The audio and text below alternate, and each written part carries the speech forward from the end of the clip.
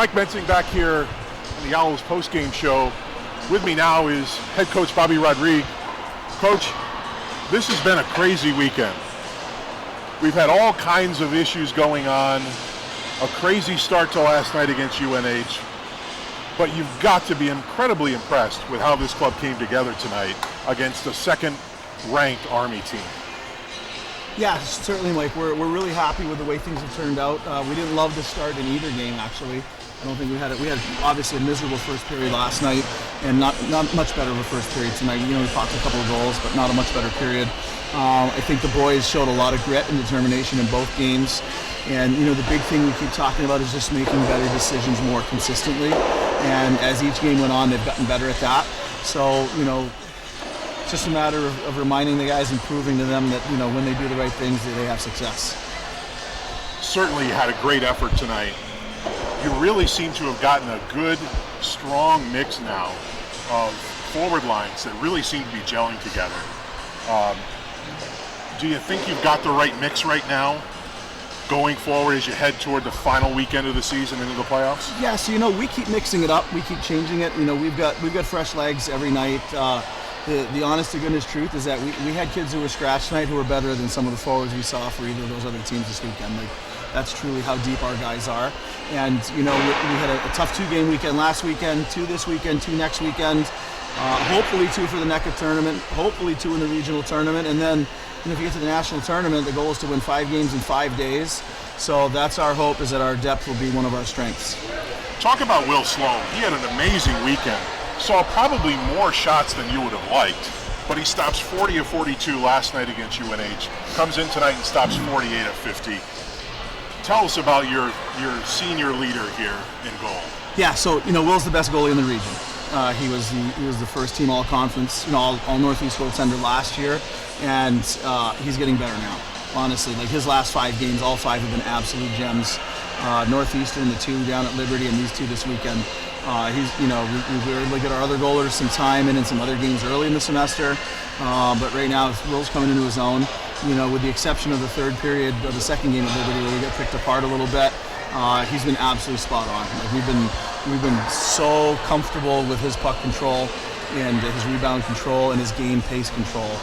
He's made us really happy. He does seem very confident out there right now, and that bodes well for the future.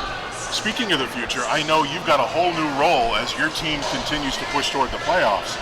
You now are putting together and assembling Keene's first Division III team. How's that going, and how has that changed your world? Yeah, it's fun, right? It's exciting. There's so many people in the hockey community here in the Northeast who are excited about this edition, and so many people here locally who are excited.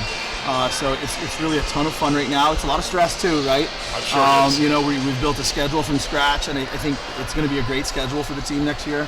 And, you know, we're working right now. We're talking with over 170 prospective student athletes right now.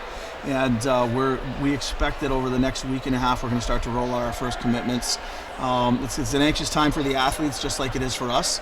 And we've been thrilled that we've had so many, prospective student athletes who come to campus, and when they get a look at the campus and get a look at the downtown, we move up their list no matter what. So, you know, we may not get every kid we're after, but we're moving up people's lists and we're catching people's attention. So that makes us feel really good right now. I know there's a great buzz in town and a great buzz on campus. We really appreciate you taking a few minutes to spend with us here tonight.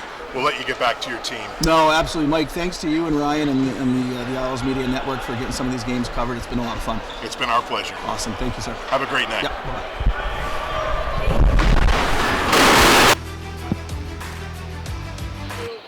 I remember writing in the 2nd grade that I wanted to be a teacher, and I always knew that I was going to be a teacher.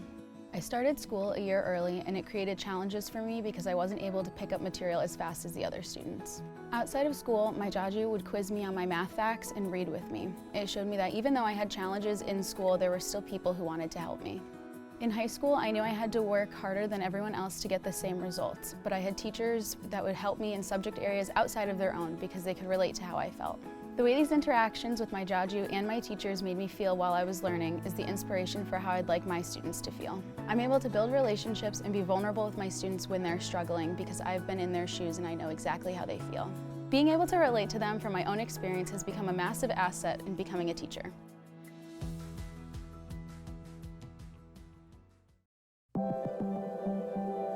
proportion to me is the lived experience of our Division III student athletes. They balance life from an academic perspective and the rigors of competing at a high level, bonding with teammates and building lifelong friendships. But they also are involved in their communities. They work